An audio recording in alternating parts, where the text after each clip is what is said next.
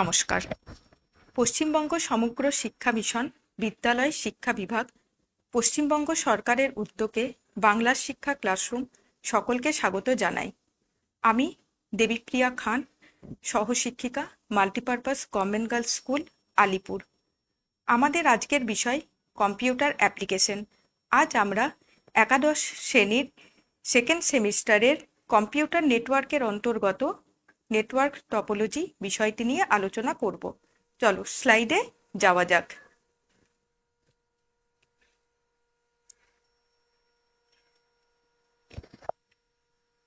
আমরা জানবো প্রথমে নেটওয়ার্ক কি। নেটওয়ার্ক হলো কয়েকটি কম্পিউটারকে যদি আমরা যোগ করি তথ্য আদান প্রদান করার জন্য, তাকে আমরা নেটওয়ার্ক বলবো। কিরকম হতে পারে? ধরো তোমরা একটা কম্পিউটার ল্যাবে বসে আছো, সেখানে প্রচুর কম্পিউটার রয়েছে। সেই কম্পিউটারগুলোকে পরস্পরের সঙ্গে যুক্ত করে আমরা যদি ডেটা আদান প্রদান করতে চাই, তাহলে তার জন্য যে ব্যবস্থা হবে সেটা হচ্ছে নেটওয়ার্ক। এই নেটওয়ার্কের 3 ধরনের নেটওয়ার্ক হয়: ল্যান, ম্যান এবং ওয়্যান। এরপর দেখো, প্রথমেই আমরা চলে আসি ল্যানে। ল্যানের ফুল ফর্ম হলো লোকাল এরিয়া নেটওয়ার্ক। এটা একটা স্মল এরিয়াকে কভার করবে, মানে সেটা হতে পারে একটা আমার বিল্ডিংয়ের মধ্যে, বা হতে পারে আমার একটা বিল্ডিংয়ের একটা রুমের মধ্যে। যদি আমরা কম্পিউটারগুলোকে যুক্ত করি তাহলে সেই নেটওয়ার্ক ব্যবস্থাটি হবে ল্যান বা লোকাল এরিয়া নেটওয়ার্ক। এই নেটওয়ার্কের ওনারশিপ সবসময় প্রাইভেট হয়, অর্থাৎ এই নেটওয়ার্কের মালিকানা অধিকারে সম্পূর্ণভাবে থাকে। এই নেটওয়ার্কে ডিজাইন করা এবং মেনটেন করা খুবই সহজ। এই নেটওয়ার্কের সেট আপ কস্ট খুব কম হয় এবং এই নেটওয়ার্কের ডেটাগুলো খুব সিকিওরভাবে থাকে, মানে নিরাপদভাবে ডেটা ট্রান্সমিশন হতে পারে। ডেটার সিকিউরিটি ল্যানের ক্ষেত্রে বেশি হয়। এরপরে আমরা যাচ্ছি ম্যান। ম্যান হলো মেট্রোপলিটন এরিয়া নেটওয়ার্ক। এই মেট্রোপলিটন এরিয়া নেটওয়ার্ক হলো একটি শহরের মধ্যে হতে পারে। এটি কিন্তু একটি লার্জ এরিয়া নেটওয়ার্ক। আমরা আগে যেটা দেখলাম, ল্যান ছিল একটা স্মল এরিয়া নেটওয়ার্ক, যেখানে কি হচ্ছিল, একটা ছোট একটা বিল্ডিং এর মধ্যে আমার কম্পিউটারগুলোকে যুক্ত করা হচ্ছিল। ম্যানের ক্ষেত্রে কি হয়, একটা শহরের কম্পিউটারগুলোর মধ্যে আমার যে যোগাযোগ ব্যবস্থা, তাকে আমরা বলবো মেট্রোপলিটন এরিয়া নেটওয়ার্ক। এই নেটওয়ার্কের ওনারশিপ আমার প্রাইভেটও হতে পারে, আবার পাবলিকও হতে পারে। এই নেটওয়ার্ক যেহেতু একটি শহরের মধ্যে সীমাবদ্ধ থাকে, তাই এই নেটওয়ার্কের কস্ট কিন্তু খুব বেশিও হয় না, আবার খুব কমও হয় না, মডারেট থাকে। এই নেটওয়ার্কের ডেটা ট্রান্সফার রেট মিডিয়াম হয় এবং এটি যেহেতু একটি শহরের কম্পিউটারগুলোর মধ্যে নেটওয়ার্ক ব্যবস্থা, তাই এর সিকিউরিটি ল্যানের তুলনায় অনেকটাই কম হয়। এর পরবর্তী আমরা আসছি ওয়্যানের ক্ষেত্রে। ওয়্যান হলো ওয়াইড এরিয়া নেটওয়ার্ক। এই নেটওয়ার্ক কিন্তু একটা লার্জ এরিয়া কভার করে। লার্জ এরিয়া বলতে সেটা দেশ হতে পারে, মহাদেশ হতে পারে, পুরো পৃথিবী জুড়ে যে নেটওয়ার্ক ব্যবস্থা সেটা ওয়্যানের মধ্যে পড়বে। এই ওয়্যানের ক্ষেত্রেও ওনারশিপ বা মালিকানা প্রাইভেটও হতে পারে, আবার পাবলিকও হতে পারে। এই ওয়্যানের ডিজাইন করা এবং মেনটেন করা খুবই কঠিন এবং এটার সেট আপ কস্ট হচ্ছে খুব বেশি। এখানে ডেটা ট্রান্সফার রেট হচ্ছে খুবই কম এবং এই ওয়্যানের হচ্ছে খুব লেস সিকিওর। ওয়্যানের যে ডেটা ট্রান্সফার হবে সেটার সিকিউরিটি হচ্ছে খুবই কম। তাহলে এখন অবধি আমরা আগে শিখলাম 3 ধরনের নেটওয়ার্ক আছে: ল্যান, ম্যান এবং ওয়্যান। এই ল্যান, ম্যান আর ওয়্যানের মধ্যে তাহলে যদি আমরা পার্থক্য করতে চাই, প্রথমেই হবে ল্যান হচ্ছে একটি ছোট জায়গার মধ্যে সীমিত। সেটা একটা বিল্ডিং হতে পারে বা একটা বিল্ডিংয়ের কোনো রুমের মধ্যে হতে পারে। ম্যানের ক্ষেত্রে আমরা কি দেখলাম? ম্যান হচ্ছে মেট্রোপলিটন এরিয়া নেটওয়ার্ক, যেটা হচ্ছে একটা আমার শহরের মধ্যে সীমাবদ্ধ থাকবে। আর ওয়্যানের ক্ষেত্রে হচ্ছে ওয়াইড এরিয়া নেটওয়ার্ক, যেটা আমার বিশ্বব্যাপী দেশ মহাদেশ সমগ্র জায়গার কম্পিউটারগুলোকে যুক্ত করে যে নেটওয়ার্ক হবে। তাহলে এই হলো ল্যান, ম্যান, ওয়্যান। এই আমরা শিখলাম টাইপস অফ নেটওয়ার্ক। এরপর আমরা যাব ল্যানেরই অন্তর্গত ল্যান টোপোলজিতে। আচ্ছা, নেটওয়ার্ক টপোলজি কি? নেটওয়ার্ক টপোলজি হলো একটি কম্পিউটার নেটওয়ার্কের গঠন বা বিন্যাস। যা নির্ধারণ করে যে নোড, কম্পিউটার, সুইচ, রাউটার এগুলি পরস্পর কিভাবে যুক্ত হবে এবং কিভাবে তার তথ্য প্রবাহিত হবে। নেটওয়ার্ক টোপোলজি বিষয়টি হলো ল্যানের অন্তর্গত, যেখানে আমরা দেখব কম্পিউটারগুলোকে কিভাবে যুক্ত করলে আমার কম খরচে কিভাবে আমার ডেটা ট্রান্সফার ঠিকভাবে হবে। এই নেটওয়ার্ক টোপোলজির বিষয়টির মধ্যে নেটওয়ার্ক টোপোলজির ধরনগুলি হলো যেমন bus topology, star topology, ring topology, mesh topology এবং ট্রি টোপোলজি। এরপর এই টোপোলজিগুলোর আমরা প্রত্যেকটার কি কাজ পড়ব, কিভাবে এই টোপোলজির মধ্যে ডেটা ট্রান্সফার হবে এক কম্পিউটার থেকে আরেক কম্পিউটারে, সেটা আমরা দেখব। এবং মূলত আমরা পড়ব কোন টোপোলজির কি সুবিধা এবং কোন টোপোলজির আমার কি অসুবিধে। তাহলে এবার আমরা প্রথমেই আসছি বাস টোপোলজিতে। এই বাস টোপোলজিতে দেখা যাচ্ছে এখানে মেশিনগুলো একটি বাসের আকারে, একটা কেবল রয়েছে মাঝখানে এবং সঙ্গে কম্পিউটারগুলো যুক্ত রয়েছে। এখানে যে মাঝখানে একটা মোটা কেবল গেছে দেখা যাচ্ছে, তাকে আমরা বলবো ট্রাঙ্ক বা প্রধান কেবল। আর যে মেশিনগুলো তোমরা দেখতে পাচ্ছ, এই মেশিনগুলোকে বলবো এক একটা নোড। তাহলে কম্পিউটারের নেটওয়ার্কের সঙ্গে যে কম্পিউটারগুলো যুক্ত হবে তাদেরকে আমরা বলবো নোড। এরপর বাস টপোলজিতে আমরা দেখব নোডে একটি নোড থেকে আরেকটি নোডে কিভাবে ডেটা ট্রান্সমিশন হবে। ধরো এখানে একটি নোড আরেকটি নোডকে ডেটা পাঠাতে চাই, তাহলে কি করবে? যে নোড আমার ডেটা ট্রান্সমিশন করতে চাইবে সেই নোড ব্যাকবোন বা ট্রাঙ্কে সেই ডেটা দেবে এবং সেগুলি প্রত্যেকটি কম্পিউটার দেখবে। যে কম্পিউটারের বা নোডের উদ্দেশ্যে ডেটা আসবে সেই নোড সেই ডেটাটি গ্রহণ করবে এবং বাকি কম্পিউটারগুলি বা নোডগুলি সেই ডেটা আর গ্রহণ করবে না। এইভাবে বাস টোপোলজির বিষয়টি চলে। এই বাস টোপোলজিতে কম্পিউটারগুলো বাসের আকারে একটি সহজ সরলভাবে যুক্ত থাকে বলে এই টোপোলজিকে আমরা বলবো বাস টোপোলজি। এই বাস টোপোলজির এবার সুবিধা অসুবিধায় আসা যাক। এই বাস টোপোলজির সুবিধাগুলি হচ্ছে, এই বাস টোপোলজির গঠন খুব সরল হওয়ার জন্য এর খরচ অনেক কম হয়। এই বাস টোপোলজিতে আমরা যদি আরও মেশিন যুক্ত করতে চাই বা কোনো মেশিনের আমার যদি প্রয়োজন না হয়, আমি ডিলিট করতে চাই, তাহলে সেটা করা সুবিধাজনক। তাহলে প্রথম সুবিধা আমার হলো যে এটি একটি সহজ সরল বিন্যাস, তাই এর খরচ খুব কম। 2 নম্বর সুবিধা হিসেবে আমরা বলতে পারি যে বাস টোপোলজিতে মেশিন ইনসার্ট করা এবং মেশিন ডিলিট করা খুবই সহজ। আরেকটি সুবিধা হচ্ছে এই বাস টোপোলজিতে আমি যদি অনেকগুলো ছোট ছোট নেটওয়ার্ক দিয়ে একটি বড় নেটওয়ার্ক আমি গঠন করতে পারি।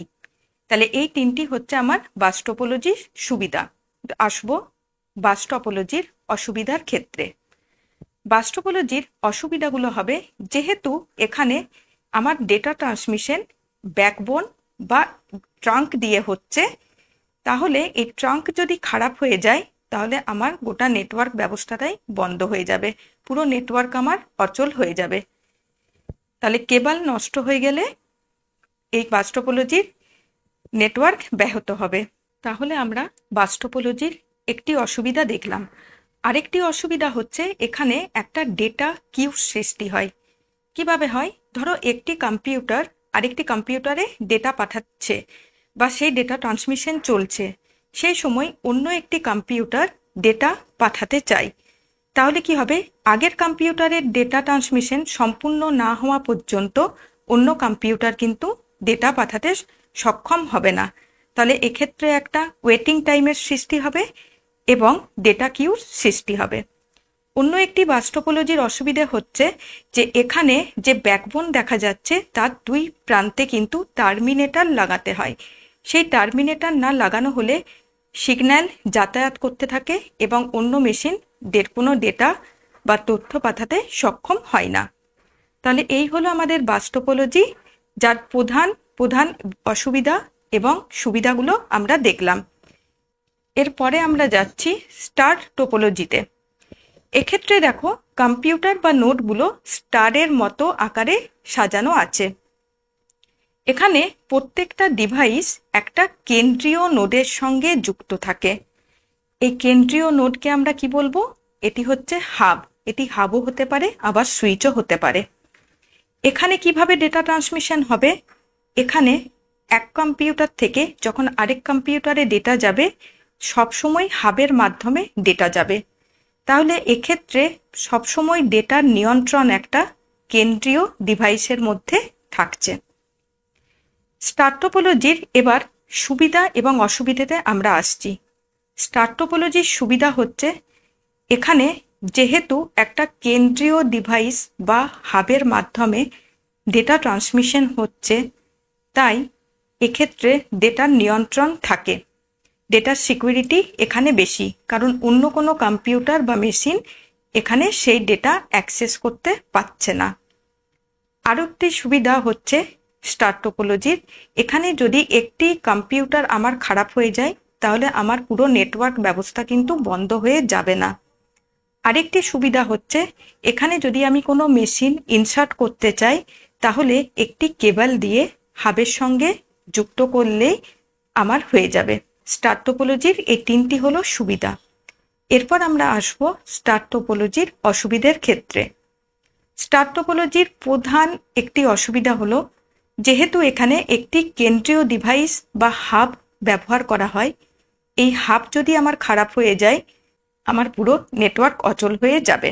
আর এখানে আরেকটি অসুবিধা হচ্ছে, আমি যে কম্পিউটার এখানে যদি পরে আরও যুক্ত করতে চাই, তাহলে যে কেবল আমাকে ব্যবহার করতে হবে নোডের সঙ্গে হাবের যে কেবল, সেই কেবলের দাম কিন্তু অনেক বেশি, সেটা খরচ সাপেক্ষ হয়ে যায়। আরেকটি অসুবিধা হচ্ছে স্টার টোপোলজির, আমি এখানে চাইলে অনেক নোড বা মেশিনই হাবের সঙ্গে যুক্ত করতে পারি, কিন্তু খুব বেশি মেশিন যদি আমার হাবের সঙ্গে যুক্ত হয়ে যায়, তাহলে সেক্ষেত্রে আমার ডেটা ট্রান্সমিশন রেট কিন্তু কমতে থাকে, নেটওয়ার্ক স্লো হয়ে যাবে। এটা হলো স্টার টোপোলজির অসুবিধা। এরপর আমরা আসছি রিং টোপোলজিতে। এখানে রিং টোপোলজিতে একটি বদ্ধ লুপের মতো করে ডেটা ট্রান্সমিশন হতে থাকে। এটি কিন্তু বাস টোপোলজির মতন ওপেন বা মুক্ত নয়, এখানে একটি বদ্ধ লুপ হয়। এখানে কি হয়, একটি টোকেনের আকারে ডেটাগুলো এক কম্পিউটার থেকে আরেক কম্পিউটারে ট্রান্সমিশন হয়। এক্ষেত্রে যে ডেটাটি ট্রান্সমিশন হবে, সেটা কিন্তু প্রত্যেকটি কম্পিউটার পার করে যাবে। যে কম্পিউটারের জন্য আমার টোকেনটি হবে, সেই কম্পিউটার টোকেনটি অ্যাকসেপ্ট করবে, এবং যে কম্পিউটারের উদ্দেশ্যে এই টোকেন নয়, সেই কম্পিউটার এই টোকেনকে অগ্রাহ্য করবে, সে অ্যাকসেপ্ট করবে না। তাহলে এখানে রিং টোপোলজির এবার সুবিধায় আসা যাক। এই রিং টোপোলজির সুবিধা হচ্ছে, এই রিং টোপোলজিতে প্রত্যেকটি মেশিন এক কম্পিউটার থেকে আরেকটি কম্পিউটারে টোকেনের আকারে যাবে। আরেকটি সুবিধা হচ্ছে, এই রিং টোপোলজিতে প্রত্যেকটি মেশিন আমার রিপিটারের কাজ করবে। রিপিটার কি? রিপিটার হচ্ছে একটা নেটওয়ার্ক ডিভাইস। যে নেটওয়ার্ক ডিভাইসটি কি হয়, ডেটা ট্রান্সমিশনের সময় যদি আমার ডেটা দুর্বল বা ক্ষীণ হয়ে পড়ে, তাহলে কি হয়, সেই ডেটাকে আমার শর্টেজ করবে বা জোরালো করবে। এক্ষেত্রে রিং টোপোলজিতে যখন আমার এক মেশিন থেকে আরেক মেশিনে ডেটা ট্রান্সমিশন হবে, প্রত্যেকটি মেশিন আমার রিপিটার হিসেবে কাজ করবে। তাহলে কি হবে, এক্ষেত্রে ডেটা কোনো সময় উইক হয়ে পড়লে সেটিকে জোরালো করা যাবে, বা কম্পিউটারগুলো সেটিকে জোরালো করতে পারবে। এখানে ডিভাইসগুলো এই রিং টোপোলজির মধ্যে যখন ডেটা ট্রান্সমিশন হবে, এক্ষেত্রে যে কেবলের ব্যবহার করা হচ্ছে, সেই কেবল কিন্তু বাস টোপোলজির থেকে এই কেবলের খরচ আমার কম হবে। তাহলে এই দুটি হলো রিং টোপোলজির সুবিধা। এবার আমরা আসছি রিং টোপোলজির অসুবিধা। এই রিং টোপোলজির একটি প্রধান অসুবিধা হচ্ছে, যেহেতু এখানে একটি চক্রাকারে ডেটা ট্রান্সমিশন হয়, একটি নোড বা কম্পিউটার খারাপ হয়ে গেলে কিন্তু আমার পুরো নেটওয়ার্ক ব্যবস্থা অচল হয়ে পড়বে। এটি হলো এই রিং টোপোলজির একটি প্রধান অসুবিধা। এই রিং টোপোলজির আরেকটি অসুবিধা হচ্ছে, এখানে যদি আমি মেশিন ইনসার্ট বা আমি মেশিন ডিলিট করতে চাই, তাহলে সেটি খুব ব্যয়সাপেক্ষ হয়ে যায় এবং সেটি খুব জটিল হয়। আর এখানে একটি জটিল হার্ডওয়্যারের প্রয়োজন হতে পারে, যেহেতু প্রত্যেকটি মেশিন এখানে চেক করে টোকেনটি সেই কম্পিউটারের জন্য কিনা। তাহলে রিং টোপোলজির জটিল হার্ডওয়্যারের প্রয়োজন হয়। এরপরে আমরা আসছি মেশ টোপোলজি। এই মেশ টোপোলজিতে কি হয়, প্রত্যেকটি ডিভাইস একাধিক ডিভাইসের সঙ্গে আমার সরাসরি যুক্ত থাকে। এক্ষেত্রে কি হয়, এটি একটি নির্ভরযোগ্য এবং নিরাপদ টোপোলজি। এই টোপোলজিতে অনেক বেশি কেবল এবং পোর্টের প্রয়োজন হয়। এই মেশ টোপোলজির প্রধান একটি অসুবিধা হলো, এই মেশ টোপোলজিতে প্রচুর সংখ্যক আমার কেবল লাগবে। ছবিতেই দেখা যাচ্ছে, একটা মেশিন যেহেতু প্রত্যেকটি মেশিনের সঙ্গে আমার যুক্ত থাকবে, তাহলে এখানে আমার কেবলের সংখ্যাও ততখানি বেশি হবে।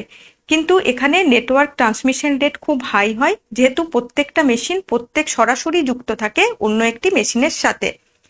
এবং এখানে ছবিতে দেখা যাচ্ছে 6টা মেশিন রয়েছে, তাহলে এখানে কেবলের সংখ্যা কত হবে? প্রায় 15টাই আমার কেবলের সংখ্যা এখানে লাগবে। তাহলে এখানে এটির মেশ টোপোলজির প্রধান অসুবিধে হলো, এখানে প্রচুর সংখ্যক কেবল এবং পোর্টের প্রয়োজন হয়।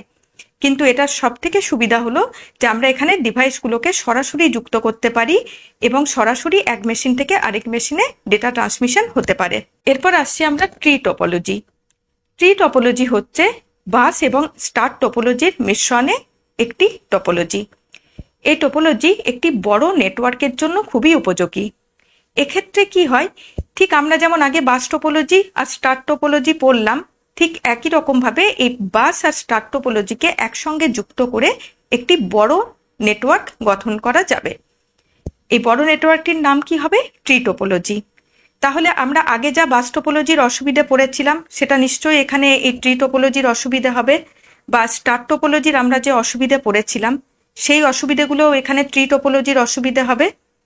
এখানের আরেকটি অসুবিধে হলো, যদি আমার কেন্দ্রীয় নোড খারাপ হয়ে যায়, তাহলে কিন্তু আমার পুরো নেটওয়ার্ক ব্যবস্থাই বন্ধ হয়ে যাবে, অচল হয়ে যাবে আমার এই নেটওয়ার্ক। এই হলো আমাদের টোপোলজি। আমরা যে টোপোলজিগুলো তাহলে পড়লাম, প্রথম থেকে আরেকবার বলছি: bus topology, star topology, ring topology, mesh topology এবং ট্রি টোপোলজি। এরপর আমরা কিছু কোয়েশ্চেন অ্যান্সারে চলে আসব। প্রথম প্রশ্ন হচ্ছে, what are the advantages and disadvantages of bus topology? Bus টোপোলজির সুবিধা এবং অসুবিধা কি?